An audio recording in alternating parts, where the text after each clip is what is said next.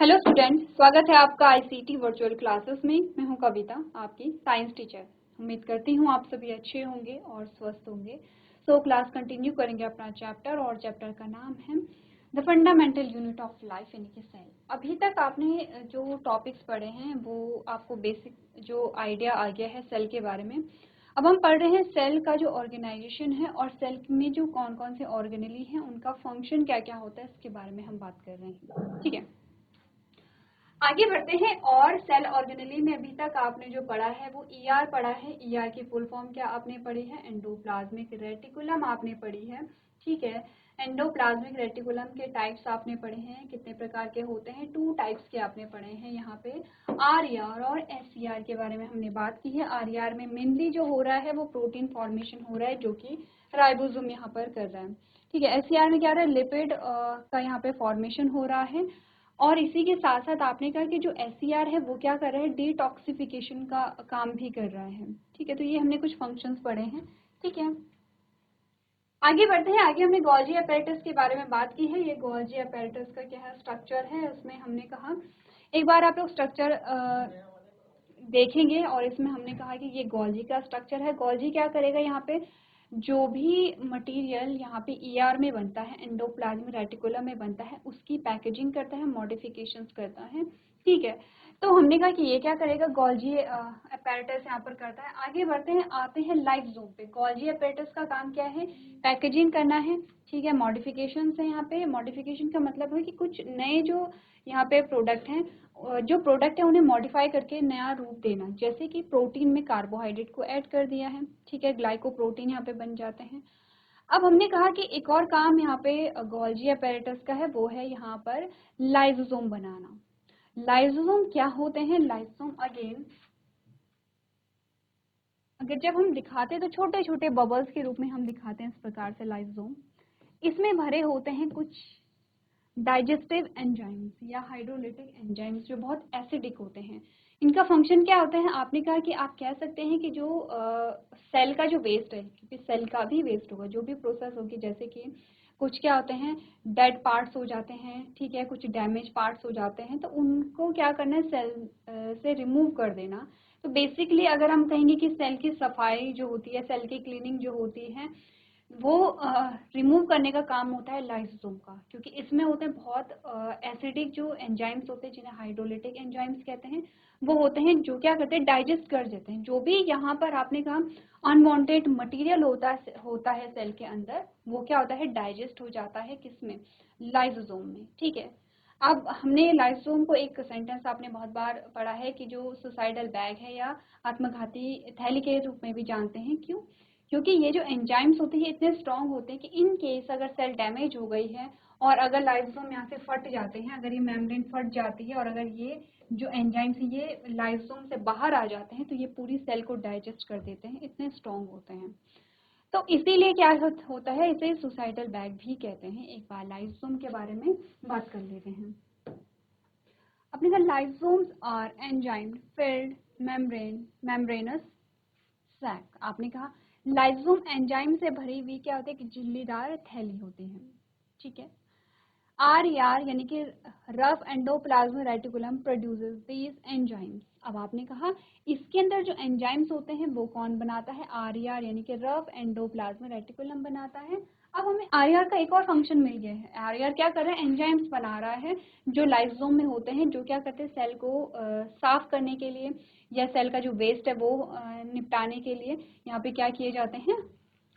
Use किए जाते हैं। ठीक है, जो लाइसोसोम में भरे हुए रहते हैं।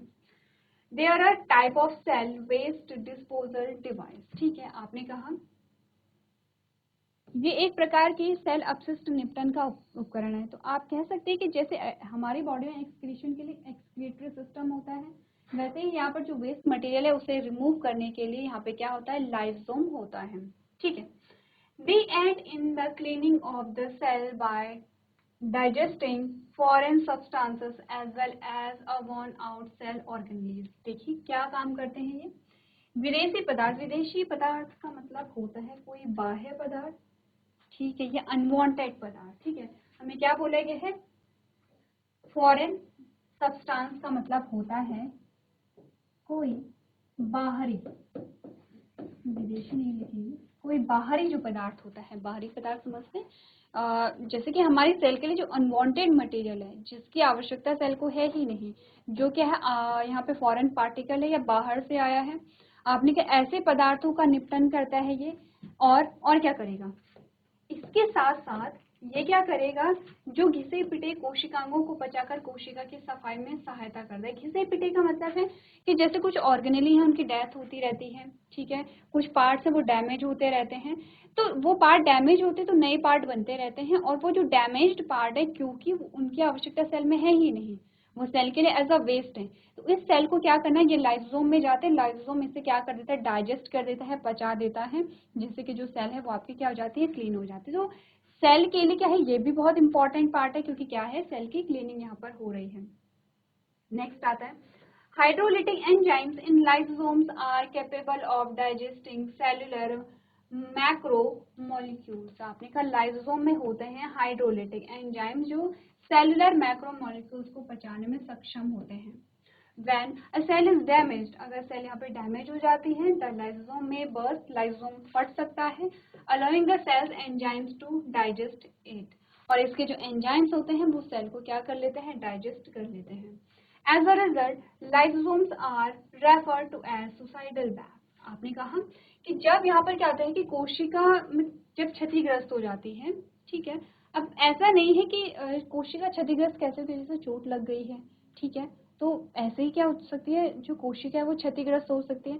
तो फॉर एग्जाम्पल कि कोई व्यक्ति गिरा है या उसे चोट लगी है, उसकी सेल डैमेज हो गई है, सेल डैमेज में आपने कहा सेल में क्या डैमेज हुआ है, जो लाइसोसोम है वो फट गया है। जब लाइसोसोम फटता है तो क्या होगा, एंजाइम्स बाहर निकलेंगे, तो हमने कहा तो लाइसोसोम फट सकता है, जिससे कोशिका के एंजाइम्स इसे पचा सकते हैं, परिणाम स्वरूप लाइसोसोम को आत्मघाती थैली भी कहा जाता है। तो इसका मतलब ये नहीं है कि लाइसोसोम हमारे लिए हार्मफुल है या ये हमारे बॉडी में नहीं होना चाहिए था, नहीं, ऐसा नहीं है, ये इम्पॉर्टेंट है, मोस्ट इम्पॉर्टेंट है, जैसे और ऑर्गेनेली हैं, सब अलग अलग ऑर्गेनेली का अपना अपना पर्टिकुलर फंक्शन होता है। एंडोप्लाज्मिक रेटिकुलम प्रोटीन बना रहा है, लिपिड बना रहा है, जो कि हमारे लिए बहुत इंपॉर्टेंट है, आपकी सेल्स को बनाने के लिए बहुत ज़्यादा इंपॉर्टेंट है। गोल्जी अपैरेटस पैकेजिंग करेगा और डिस्ट्रीब्यूशन भी करता है, वो बहुत इंपॉर्टेंट है। गोल्जी क्या करे, लाइसोसोम को बना रहा है, वो भी बहुत इंपॉर्टेंट है, क्योंकि लाइसोसोम क्या करेगा, कोशिका की सफाई करेगा। अब अगर कोशिका की सफाई नहीं की जाए तो आपने कहा कि जो और जो फंक्शनिंग है वो उसमें एज अ बैरियर काम करेंगे, एबनॉर्मलिटी आपको देखने को मिलेगी। तो हमने कहा कि ऐसा नहीं है कि लाइसोसोम हमारे लिए बेनिफिशियल नहीं है, बेनिफिशियल है। वो हम सुसाइडल बैग किस केस में कह रहे हैं, इन केस अगर सेल डैमेज हो जाती है या लाइसोसोम बर्स्ट हो जाता है, तब कि जो आपको तब का सिनेरियो बताया गया कि अगर एंजाइम्स बाहर निकल जाते तो पूरी सेल को डाइजेस्ट कर देते हैं, इतने स्ट्रॉन्ग एंजाइम्स यहाँ पर होते हैं, ठीक है। तो ये हमने बात की है लाइसोसोम की, आप एक चेन बनाते हुए चलेंगे, ईआर से पढ़ा है आपने गोल्जी, गोल्जी से पढ़ा है आपने लाइसोसोम, ठीक है। राइबोसोम्स भी आपके ऑर्गेनली आती है, जिसमें राइबोसोम में हमने क्या बोला है, राइबोसोम जो होते हैं वो प्रोटीन सिंथेसिस के लिए रिस्पॉन्सिबल होते हैं, ठीक है।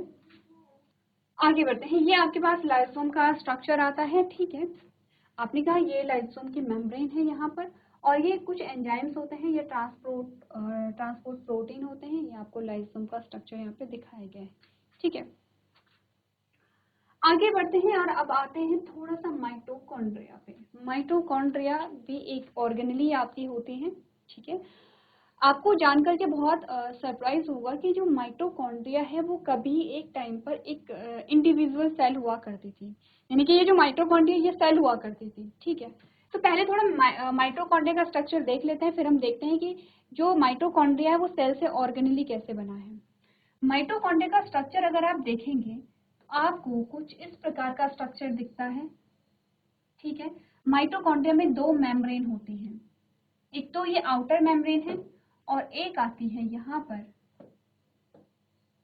इनर मेम्ब्रेन,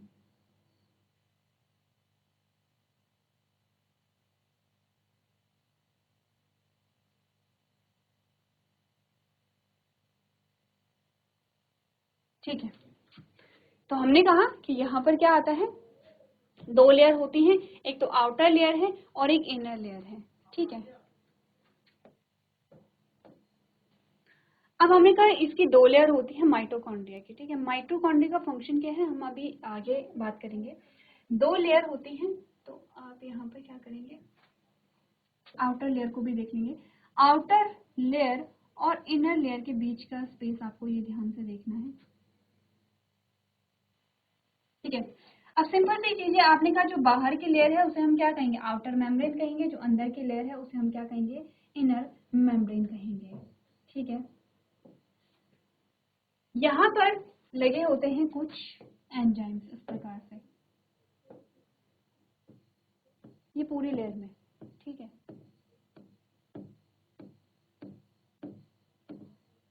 तो ये तो आपको यहाँ पे दिखाया गया है कि ये आउटर मेम्ब्रेन है, ये इनर मेम्ब्रेन है। ये जो फोल्डिंग्स हैं इन्हें हम क्या कहते हैं, यहाँ पे क्रिस्टी कहते हैं। बीच का जो पार्ट है, ये वाला जो पार्ट है, ये मैट्रिक्स वाला पार्ट है, ये जो आपको येलो कलर में दिखा रखा है, ये बीच वाला पार्ट है, ठीक है। अब फंक्शन क्या होता है, आपने कहा जो यहाँ पर माइटोकॉन्ड्रिया का फंक्शन है वो है सेलुलर रेस्पिरेशन। तो ठीक है, रेस्पिरेशन तो आपने सुना है कि रेस्पिरेशन क्या होता है, बट ये सेलुलर रेस्पिरेशन समझ नहीं आया कि सेलुलर रेस्पिरेशन क्या है। जो रेस्पिरेशन होता है एक्चुअली में वो 3 स्टेजेस में कंप्लीट होता है। एक होता है एक्सटर्नल रेस्पिरेशन, एक होता है इंटरनल रेस्पिरेशन और एक होता है सेलुलर रेस्पिरेशन। आपके पास जब आप क्लास 10th में जाएंगे तब आपके पास पूरा एक चैप्टर आएगा जिसमें हम पढ़ेंगे लाइफ प्रोसेसेस, और वहां पर आता है रेस्पिरेशन, जहाँ पर हम थोड़ा डिटेल में समझते हैं रेस्पिरेशन को। अभी एक जनरल आइडिया ले लीजिए। हमने कहा हमने सांस ली है, कहाँ से ली है, आपके बाहरी वातावरण से ली है। कैसे सांस ली, आपने आपके नोज के थ्रू सांस ली है। नोज के जो नासा छिद्र होते हैं, ठीक है, जो यहाँ पे आपको जो यहाँ क्या दिखाई दे रहे हैं, जो नासा छिद्र दिखाई दे रहे हैं उन्हें हम कहते हैं नॉस्ट्रल्स या नासा छिद्र, ठीक है, दोनों कह सकते हैं। हमने कहा कि हम बाहरी इन्वायरमेंट से अपने जो नॉस्ट्रल्स हैं उनके द्वारा क्या लेते हैं, इनहेल करते हैं। इनहेल का मतलब होता है सांस अंदर लेना, ये तो होता है यहाँ पर। और एक्सहेल जब करते हैं यानी कि सांस छोड़ते हैं तो वो भी नासा छिद्र के द्वारा आप बाहरी वातावरण में क्या कर रहे हैं, सांस छोड़ रहे हैं।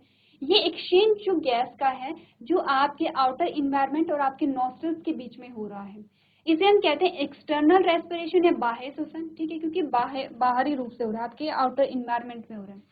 इंटरनल रेस्पिरेशन होता है आपके लंग्स में, ठीक है। इंटरनल रेस्पिरेशन आपके लंग्स में होगा, और लंग्स में भी सेम एक्सचेंज ऑफ गैसेस आप देखते हैं। ऑक्सीजन आपके ब्लड में आती है और ब्लड से कार्बन डाइऑक्साइड आपके लंग्स में जाती है, ये होता है इंटरनल रेस्पिरेशन।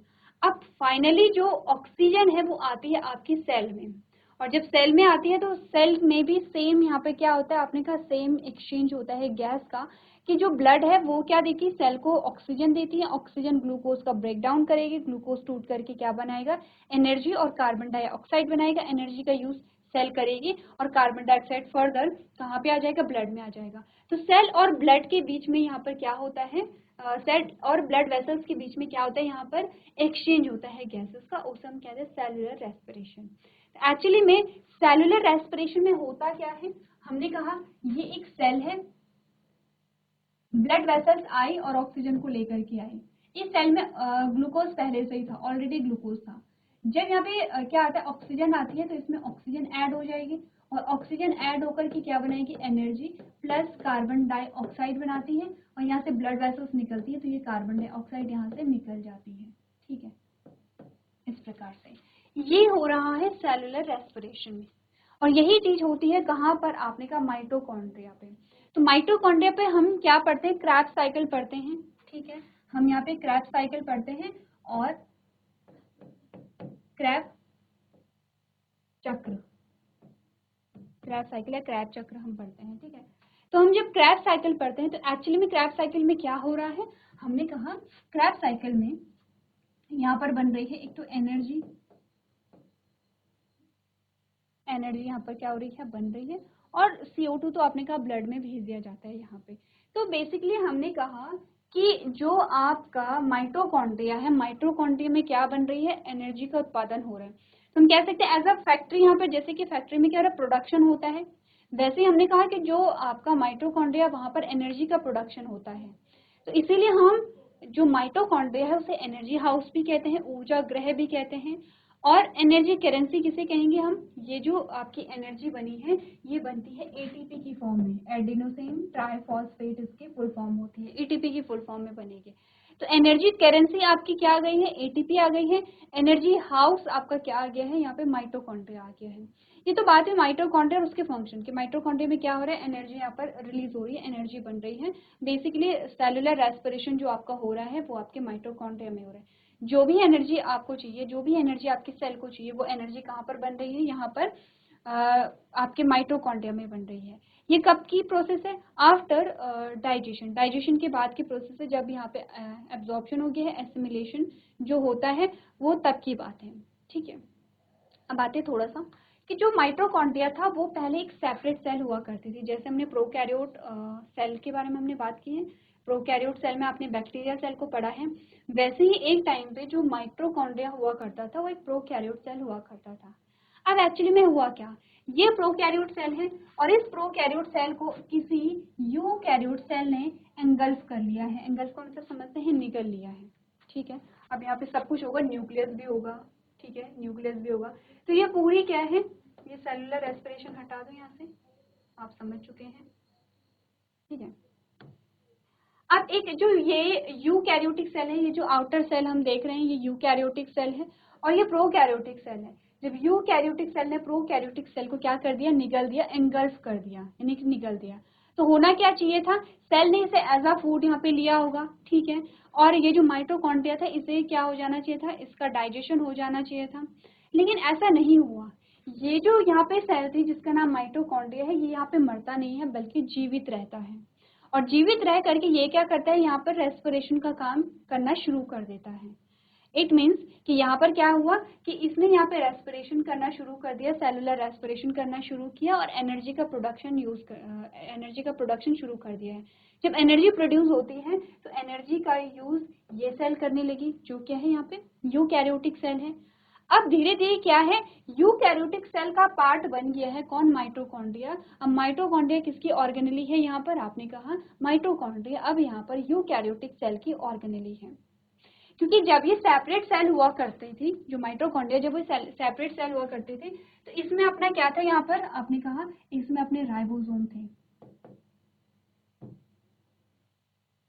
और इसमें अपना क्या था, अपना डीएनए था। यानी कि इसमें अपना जेनेटिक मटेरियल था, क्योंकि सेल है तो आपने कहा अपना जेनेटिक मटेरियल होगा, ऑब्वियस सी बात है। कोई प्रोकैरियोट सेल भी है या यूकैरियोट सेल है, आपने कहा कि सभी सेल में अपना जेनेटिक मटेरियल होगा, वैसे इसमें अपना जेनेटिक मटेरियल था और इसमें राइबोसोम भी थे। तो अब ये प्रोटीन का फॉर्मेशन खुद ही करते थे। जब ये एक सेपरेट सेल है तो ये क्या कर रहा है, यहाँ पे अपने लिए प्रोटीन का फॉर्मेशन खुद ही कर रहा है। ठीक है, तो इसीलिए आपके पास क्वेश्चन आते हैं कि माइटोकॉन्ड्रिया में अपना डीएनए और अपने क्या होते हैं, राइबोसोम्स होते हैं। क्यों होते हैं, क्या रीजन है, क्योंकि हमने कहा एक टाइम पे ये एक सेपरेट सेल हुआ करती थी, प्रोकैरियोट सेल। ठीक है, फिर इस प्रोकैरियोट सेल को यूकैरियोट सेल ने क्या कर दिया, एंगल्फ कर दिया और अब ये उस यूकैरियोट सेल में एज अ ऑर्गेनेली क्या करने लगी है, सेलुलर रेस्पिरेशन का काम शुरू करने लगी है। तो ये है क्रेब्स चक्र और ये होता है, ये चलाता है ईटीसी, इलेक्ट्रॉन ट्रांसपोर्ट चेन। ठीक है, ये जो आपके आउटर मेम्ब्रेन में जो एंजाइम्स लगे हुए हैं। तो ये तो बात है यहाँ पे माइटोकॉन्ड्रिया के बारे में। एक बार पढ़ लेते हैं माइटोकॉन्ड्रिया के बारे में आपको क्या क्या चीजें बता रखी हैं। अब देखो, mitochondria are cellular organelles that are known as power house of the cell. क्या बोला गया है कि कोशिकाओं के पावर हाउस के रूप में या ऊर्जा ग्रह के रूप में जाना जाता है माइटोकॉन्ड्रिया को। A double membrane separate these from the rest of the body। आपने कहा ये एक दोहरी झिल्ली इन्हीं शरीर के बाकी हिस्सों से अलग करती है। क्या है, डबल मेम्ब्रेन स्ट्रक्चर है, दो परतें इनमें पाई जा रही हैं। नेक्स्ट हमने कहा the exterior membrane is smooth, बाहरी जो लेयर है वो कैसी है, यहाँ पे स्मूथ है। And the inner membrane is folded into cristae fold. आपने कहा बाहरी जो झिल्ली होती है वो यहाँ पे क्या कैसे होती है, स्मूथ होती है, और भीतरी जो झिल्ली है वो फोल्ड होती है, बहुत सारे फोल्ड यहाँ पे बनाती है। जैसे कि हमने कुछ देर पहले देखा था कि बहुत सारे फोल्ड बनाती है, जिसे हम क्या कहते हैं, क्रिस्टा कहते हैं यहाँ पे। The cristae expand the cellular respiration area. Cristae क्या करते हैं, कोशिकीय श्वसन के क्षेत्र को विस्तार करती है, यानी कि ज्यादा सरफेस एरिया देगी, जिससे ज्यादा रेस्पिरेशन होगा, जिससे ज्यादा एनर्जी यहाँ पर बनेगी। Mitochondria produce ATP molecule which are used to release energy. आपने कहा माइटोकॉन्ड्रिया एटीपी अणुओं का उत्पादन करते हैं जिनका उपयोग ऊर्जा जारी करने के लिए किया जाता है। ATP is referred to as cells energy currency, आपने कहा एटीपी को कोशिका की ऊर्जा मुद्रा या एनर्जी करेंसी कहा जाता है। And mitochondria have their own DNA, ribosomes and are capable of producing some protein. ठीक है, हमने कहा माइटोकॉन्ड्रिया में अपना स्वयं का डीएनए होता है और इसमें राइबोसोम्स होते हैं और इसीलिए अपने प्रोटीन का निर्माण स्वयं यहाँ पर कर सकते हैं। ठीक है, डीएनए की बार आएगा, ये रिपीट हो गया। चलिए, इतनी बात क्लियर हो जानी चाहिए आपको। एक बार आप लोग पढ़िए, माइटोकॉन्ड्रिया के बारे में डायग्राम बनाना है जैसे हमने यहाँ पे डबल मेम्ब्रेन बनाई थी, और जितनी इंफॉर्मेशन आपको माइटोकॉन्ड्रिया के बारे में दी गई है आपको सारी नोट करनी है।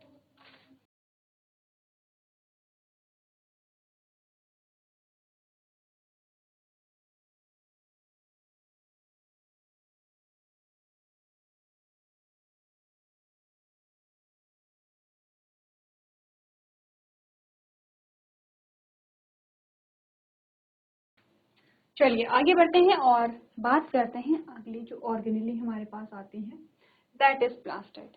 सबसे पहले तो हमने कहा कि जो प्लास्टिड है वो प्लांट सेल में पाए जाते हैं। ठीक है, एनिमल सेल में नहीं पाए जाते हैं प्लास्टिड। प्लास्टिड का अगर हम यहाँ पर स्ट्रक्चर देखें, चलिए प्लास्टिड का अगर हम यहाँ पे स्ट्रक्चर देखें तो आपने कहा कि जब आपके पास प्रोसेस आती है फोटोसिंथेसिस, फोटोसिंथेसिस में आप प्लास्टिड का जो स्ट्रक्चर है उसे देखते हैं, जिसमें हमने कहा कि वहाँ पर प्लास्टिड में आपके पास क्या आते हैं, पिगमेंट आते हैं। ठीक है, अलग अलग पिगमेंट के बारे में आप बात करते हैं, जैसे क्लोरोफिल ए है, क्लोरोफिल बी है, ज़ैंथोफिल है और कैरोटीनॉइड है। ये क्या आते हैं, कुछ हमारे पास पिगमेंट आते हैं जो प्लास्टिड में होते हैं। अब आप समझ होंगे क्लोरोफिल के नाम से कि क्लोरोफिल की वजह से हम क्या कहते हैं, प्लांट्स को ऑटोट्रॉफ कहते हैं यहाँ पे।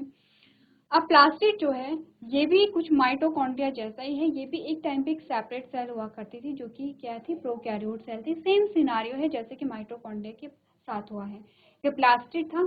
क्योंकि प्लास्टिड में क्या है, आपने का फोटोसिंथेटिक पिगमेंट था, तो जब यूकैरियोट सेल ने वहां पर प्लास्टिड को एंगल्फ किया तो प्लास्टिड वहां पे क्या करने लगा, फोटोसिंथेसिस करने लगा। जब फोटोसिंथेसिस होने लगी तो वहां पे क्या है, ग्लूकोज का फॉर्मेशन होने लगा और इस ग्लूकोज का यूज जो यूकैरियोटिक सेल है वो वहां पे करने लगी, और इस प्रकार से प्लास्टिड जो है वो एज अ ऑर्गेनेली यहाँ पर अब जो सेल है उसमें आने लगी है। तो यहाँ पर हमने प्लास्टिड के बारे में क्या बोला कि प्लास्टिड में भी अपना डीएनए होगा, ठीक है, और अपना राइबोसोम होगा, और ये भी क्या करेगा, अपने प्रोटीन का निर्माण स्वयं करेगा। तो आपने कहा plastids are a type of a bacterium found in solely in plant cells. आपने कहा पौधे और पशु कोशिकाओं दोनों में।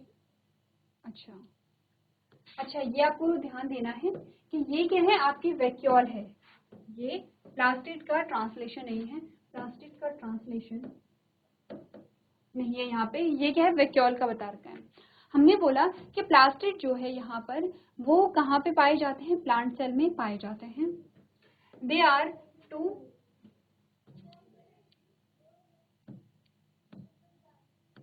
There are two varieties of these, दो वेराइटी होती है प्लास्टिड की। एक होता है क्रोमोप्लास्ट, क्रोमो का मतलब होता है कलर, ठीक है, जो कि क्या होते हैं, कलर्ड प्लास्टिड होते हैं, रंगीन जो प्लास्टिड होते हैं वो आपके क्रोमोप्लास्ट होते हैं।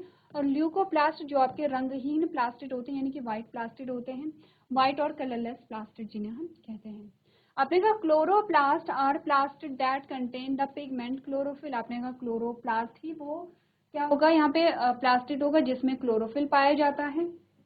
These are necessary for plant photosynthesis, जो कि प्रकाश संश्लेषण के लिए important है। Chromoplasts are organelles that contribute vibrant colors to plant structure such as bird, flower and leaves। आपने कहा जो कलर आप देखते हैं जैसे कि बर्ड का कलर, फूलों का रंग होता है, बर्ड का कलर होता है, पत्तियों का रंग होता है, ये सभी किसकी वजह से होता है, आपने कहा क्रोमोप्लास्ट की वजह से होता है। ध्यान रखिए क्रोमोप्लास्ट और क्लोरोप्लास्ट में डिफरेंट है। क्रोमोप्लास्ट क्या है, क्रोमोप्लास्ट में अलग अलग पिगमेंट होते हैं और जिसमें से एक पिगमेंट आपका क्लोरोफिल होता है। ऑर्गेनली दैट स्टोर स्टार्च, वो ऑर्गेनली जो स्टोर करते, संग्रह करते हैं स्टार्च का, ऑयल का, प्रोटीन ग्रेन्यूल्स का, उसे ल्यूकोप्लास्ट कहेंगे। जो हमने कहा कि जो रंगीन प्लास्टिड है वो क्या कर रहा है, यहाँ पे संग्रह का काम कर रहे हैं, स्टोरेज का फंक्शन यहाँ पर कर रहा है, ठीक है। Plastid are made up of several membrane layers that are encase in the stoma. आपने कहा जो प्लास्टिड है वो क्या होते हैं, सेवरल मेम्ब्रेन से बना होता है। Plastid have DNA and ribosomes of their own, और इसमें भी अपना क्या होगा, डीएनए और अपना क्या होगा यहाँ पे राइबोसोम होगा। ठीक है, तो यहाँ तक हमने बात कर ली है माइटोकॉन्ड्रिया, प्लास्टिड आपने पढ़ा है। अब आप समझ रहे हैं कि आपकी जो नेक्स्ट ऑर्गेनेली होगी वो होगी यहाँ पे वैक्यूल यानी कि रिक्तिकाएं। ठीक है, जो हम नेक्स्ट लेक्चर में पढ़ेंगे।